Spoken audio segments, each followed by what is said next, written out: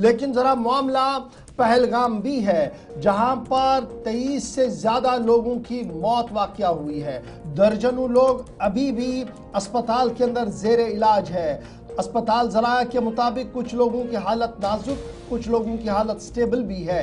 लेकिन इस बीच सूरत हाल ये है कि जनरल आसिम मुनीर, पाकिस्तान फौज के सरबरा और सिपा सालार का बयान सिर्फ चंद दिन पहले आपको याद होगा, जिसमें उन्होंने अपनी बात रखी थी। और बात रखते रखते उन्होंने कहा था कि हम कश्मीर को नहीं भूले हैं, कश्मीर शाहरग है। और सिर्फ चंद दिनों के अंदर अंदर ही श्रीनगर, कश्मीर सूबे के पहलगाम के अंदर यह सूरत हाल पैदा हुई, जहां पर नामालूम मुसल्लह अफराद की तरफ से फायरिंग की गई है और दर्जनों लोगों को अब्दी नींद सुलाया गया।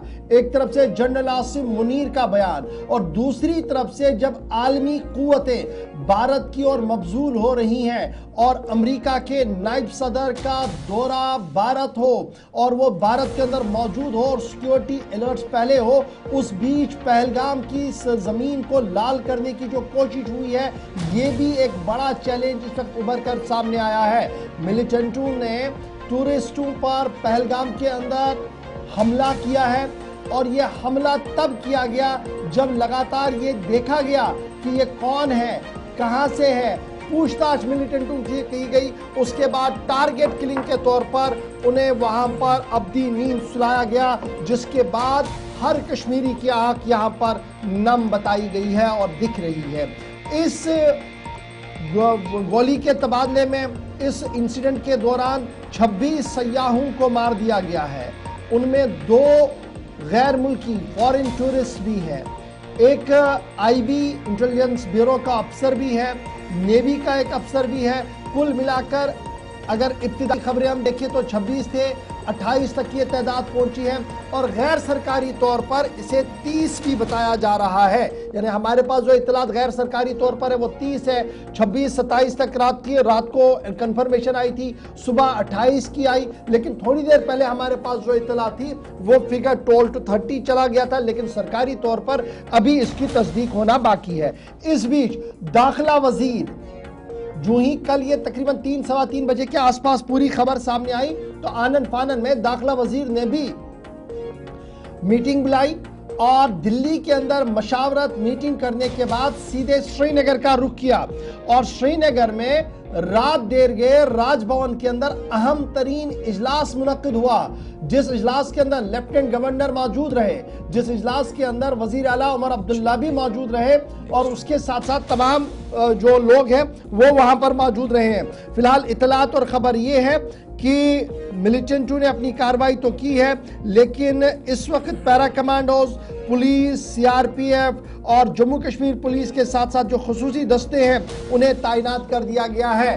तस्वीरें कल की है जब यह मीटिंग चल रही थी, वजीर दाखिला साहब श्रीनगर के अंदर अभी भी मौजूद है। सुबह भी एक रिव्यू हुआ है और थोड़ी देर में क्या डिटेल्स है वो हम आपको जरूर बताएंगे। लेकिन कुल मिलाकर 28 के करीब लोगों की मौत जब हुई है तो इनका ताल्लुक मुल्क के मुख्तलिफ रियासतों से है, बैरून मुल्क से भी है। और इस गोलीबारी में अभी तक एक मकामी कश्मीरी के मारे जाने की भी खबर की तस्दीक हो गई है।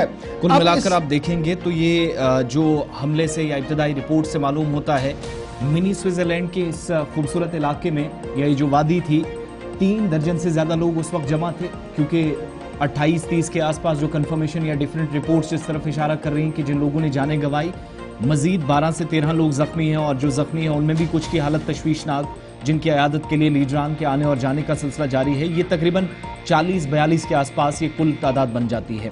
दूसरी तरफ आप देखेंगे तो सूरत हाल ऐसी है कि पूरे खित्ते के अंदर मातम का माहौल है, मातम पसरा है। वादी कश्मीर के अंदर देर रात तमाम सियासी, समाजी और मजहबी तंजीमें आगे आई और जो अगला बड़ा कदम लिया गया कि आज मुकम्मल तौर पर खित्ते में बंद रहेगा, बहुत अच्छी खबर थी। आगे चलकर वो तफसीलात भी आपके सामने रखेंगे, लेकिन आपको अभी जो बताया जा रहा है कि टीआरएफ नामी तंजीम है जी, जो लश्कर का ऑफशूट है, उन्होंने ये जिम्मेदारी ली है, इसलिए ये बड़ी खबर आ रही है। दूसरी बड़ी बात अब आप देख लीजिए कि जब आप टाइमलाइन देखेंगे ना तो बड़ी गहरी टाइमलाइन है। सन 2000 से देखिएगा, 21 मार्च सन 2000 मिलिटेंटों ने सिख कम्युनिटी से छठी सिंहपोरा के अनंतनाग इलाके में कार्रवाई की और वहां पर लोगों को अपनी नींद सुलाया। अगस्त 2000 में तकरीबन 32 लोगों की मौत हुई। अमरनाथ यात्रा गाड़ी पर भी हमला हुआ। नुनवन बेस कैंप के आसपास ये कार्रवाई हुई।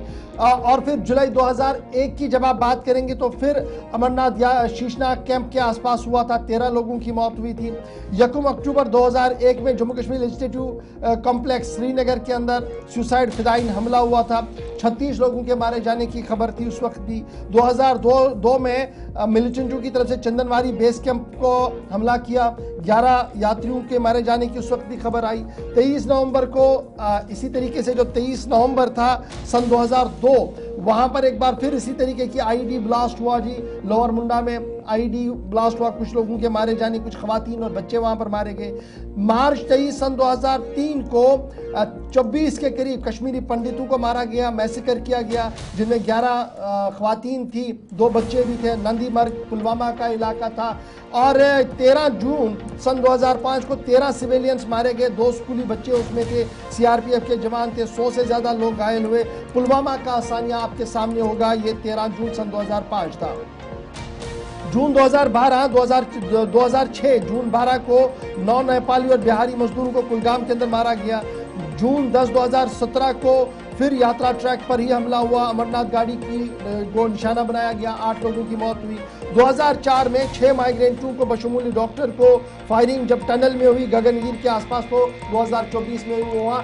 और अब एक बार फिर दिल दहला देने वाली इतलात और खबरें और तस्वीरें कल से हमारे सामने हैं, जो हम एक एक करके आपके सामने रख रहे हैं। तो फिलहाल बड़ी बात यह कि सूरत हाल इस वक्त की जो बनी हुई है वो इंतहाई नाजुक बनी हुई है और हर तरफ से सिक्योरिटी लेवल बढ़ा दिया गया है। दाखिला वजीर साहब श्रीनगर के अंदर मौजूद है और हमारे साथ इस पूरी खबर पर रियासत की साबिक वजीर आला महबूबा मुफ्ती साहिबा भी ज्वाइन कर चुकी है। बहुत बहुत शुक्रिया महबूबा मुफ्ती साहिबा हमारे साथ ज्वाइन करने के लिए। कल आपका एक बयान आया, कल भी आप अपनी बात रख रहे थे, रात देर गए, आपने भी कॉल दी, आज बंद की। कुल मिलाकर हम देखें कि ये जो ट्रेंड था कि खामोशी थी, वो खामोशी टूटी है और हर जुबान ने कल इस इंसिडेंट की मजम्मत की है। क्या हम ये माने कि कश्मीरी अब इस बात को समझ चुका है कि ये सब कुछ जो हुआ है ये किसी भी कीमत पर उनके हक में नहीं है?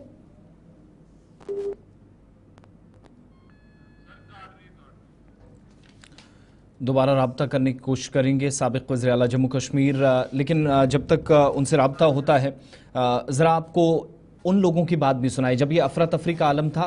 टूरिस्ट दाएं बाएं चूँकि इस अफरा तफरी के आलम में भागे, बीच में फायरिंग हो रही थी। कुछ टूरिस्ट जिनकी मकामी लोग और फौज मदद करने के लिए भी आए और इस दौरान घबराहट का शिकार इतने ज़्यादा थे कि वो उन लोगों की मदद लेने के लिए भी तैयार नहीं थे। टूरिस्ट की ज़रा बात सुन लेते हैं।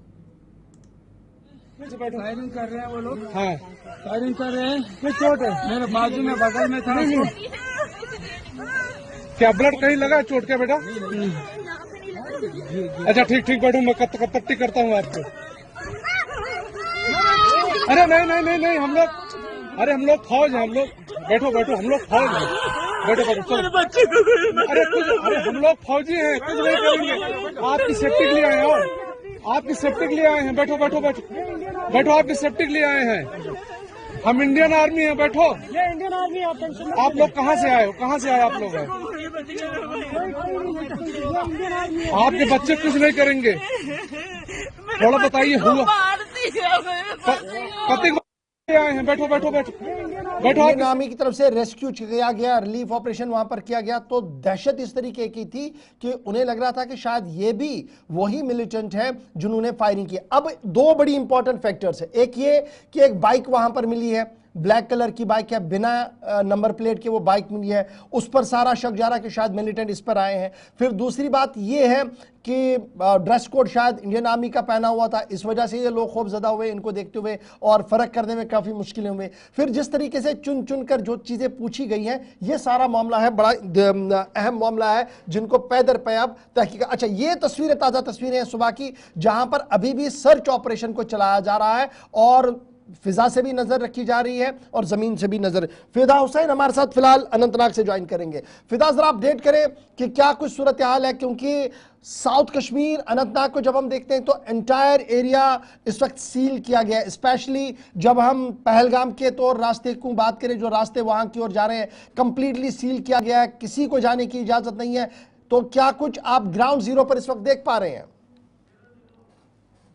देखिए इशफाक, इस वक्त मैं बिल्कुल हॉस्पिटल के बाहर हूं, उस हॉस्पिटल के बाहर जहां कल उन जख्मियों को लाया गया जिनका इलाज रात भर चलता रहा यहाँ पे, और उसके बाद उनका गवर्नमेंट मेडिकल कॉलेज जो है वो रेफर किया गया। हालांकि पहलगाम आज पूरा बंद पड़ा हुआ है। ये सड़कें सुबह सुबह जो है यहाँ पर इतनी चहल पहल रहती थी कि दुकानों पर वक्त नहीं मिलता था कि हम कोई चीज खरीद सके, उतनी भीड़ यहाँ पे रहती थी। लेकिन आज वो भीड़ गायब है। यहाँ पे शटर जो है वो डाउन है, ताले लगे हुए हैं। हालांकि बहुत सारे लोगों के साथ आज हमने सुबह से ही बात की, उन्होंने यही कहा कि ट्रांसपोर्टर, देखिए जो यहाँ की रीढ़ की हड्डी मानी जाती है पहलगाम की, उन्होंने कहा कि हमने रात से खाना भी नहीं खाया है और इतना दुख है। ये सिर्फ उन लोगों के घरों में दुख नहीं है बल्कि हमारे घरों में भी दुख है, और हम उनके घर वालों के साथ है जिनके साथ ये सान्या पेश आया है। ये सान्या कल पेश आया, कल दोपहर को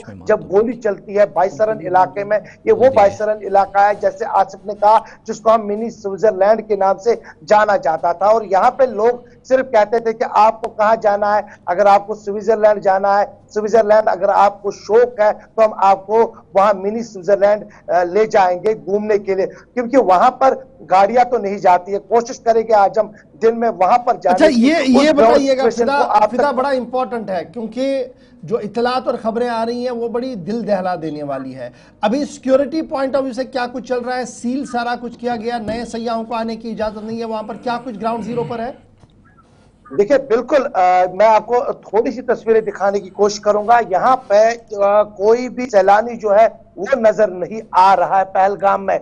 यानी कि हम ये भी कह सकते हैं कि अनंतनाग जो है वो वहां पे इस वक्त सिक्योरिटी जो है वो चारों ओर से नजर आ रही है, जिसमें सीआरपीएफ भी है, इंडियन आर्मी भी है, एसएसबी भी है, और साथ ही साथ जम्मू कश्मीर पुलिस की नफरी भी नजर आ रही है। लेकिन उस इलाके में जहां मैंने पहले भी कहा आपको गवर कि जरूर हम वो तस्वीरें, वहां की ग्राउंड सिचुएशन जो है बाईसरन की ग्राउंड जीरो की तस्वीरें। अच्छा फिदा, ये भी बताएं, एक लिस्ट सामने आई जिसमें 16 लोगों के नाम या सारी डिटेल्स जो हैं वो तस्दीक कर दी गई कि ये लोग मारे गए हैं, 12-15 लोग जख्मी बताए गए।